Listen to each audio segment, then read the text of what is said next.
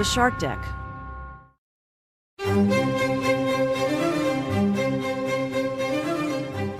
Hello and welcome to Palace Intrigue. I am your host, Mark Francis. Meghan Kelly tweeted, Meghan Markle couldn't face the thought of being booed publicly. Newsflash, Duchess, we're already booing you whether you hear and see us or not. GB News commentator Dan Wooten has a similar take on Twitter.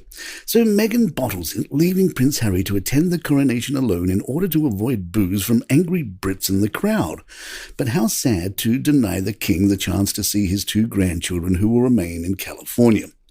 Royal expert Richard Fitzwilliams told The Express, Meghan won't be coming. I'm not sure people will miss her, but that is the Sussexes' decision.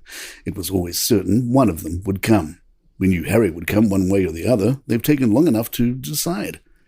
It's what King Charles would have wanted, to have both his sons there. Let's hope in some way this will lead to some form of bridge of the huge divide that has opened up between the Sussexes and the royal family. Think how isolated they would be if they were not represented. We don't know what the future will hold for them. By the fact Meghan won't be coming, they appear somewhat isolated. They've done so much that is so destructive, I don't think they can be trusted. Sky Royal editor Laura Bundock said, Meghan has a good excuse as it's Prince Archie's 4th birthday, so she will be staying. For Buckingham Palace, this was the best outcome. There was a huge fear an appearance as a couple would create a media circus. Their glances sneaked words with other members of the family. We have seen them recently, but haven't seen Meghan since the funeral of the Queen last year. This huge will they or won't they has finally been answered, and Buckingham Palace will be relieved. With 3.5 weeks to go, they have the answer.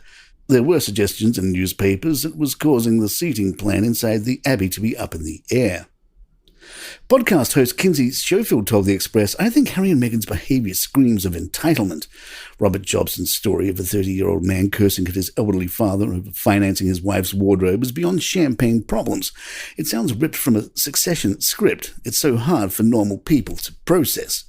Even the idea of Meghan skipping the coronation, the Sussexes are entitled and have no respect for their elders or the monarchy. It is disappointing to see from two people that have been so incredibly blessed in their lives. Author Tom Bauer suggests we may have to thank Kate or blame, depending on your point of view. I think it's an ugly compromise. We must all be grateful that Kate, in the end, prevented Meghan from coming, saying she wouldn't have her there under any circumstances. She said that if she does come, she will have to sit at the back. I do think that for the royal family, Harry's presence is constitutionally important. If, God forbid, the Cambridges all died, we'd have King Harry on the throne after Charles, so he's got to be there. That was pretty dark, Tom. Moving on. PR expert Jordan James tells The Express, I think the public will feel positively about the decision, if wary about the intentions of Prince Harry and Meghan, but if things go smoothly, I think this could help to repair Harry's relationship with his family and perhaps cement the prince as a royal figure again. But the question will always be hanging on whether Meghan will be brought back into the fold. I think the public will see Meghan absent as a good thing, and with many worried she would upstage the event just by turning up, and I see many breathing a sigh of relief. We'll likely never know whether this was genuinely Meghan's own decision, or whether the royal family has deliberately ousted her, but the fact that Prince Harry will still be attending rather than snubbing the event in solidarity could show some cracks in the couple's usually impenetrable armour. This could also signal a huge turning point for Meghan's state in the royal family, and this engagement could have been the key to repairing her relationship with the throne as well as the public, but now could signal that her time in the royal family is being cut short. Palace Intrigue will be right back. BC Timber is listening from Canada and left a review.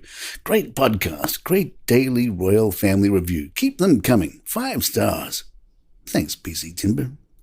Would you like a copy of Spare covered in blood? The Mirror reports copies of Prince Harry's Spare splashed with the blood of Afghan people are on sale as part of an art display. An artist covered 25 copies of the royal's memoir in blood in a poignant stunt, reacting to Harry's revelation that he'd killed 25 people while serving in Helmand. Each copy of Bloody Spare comes with a 5-figure price tag. Andrei Molokin, the Russian artist known for his bold anti-war statements, has previously projected a blood-soaked sculpture of Harry onto St. Paul's Cathedral. The artist said some of the leftover blood donated by Afghan people had been used for his latest display. Copies will cost $10,000 each.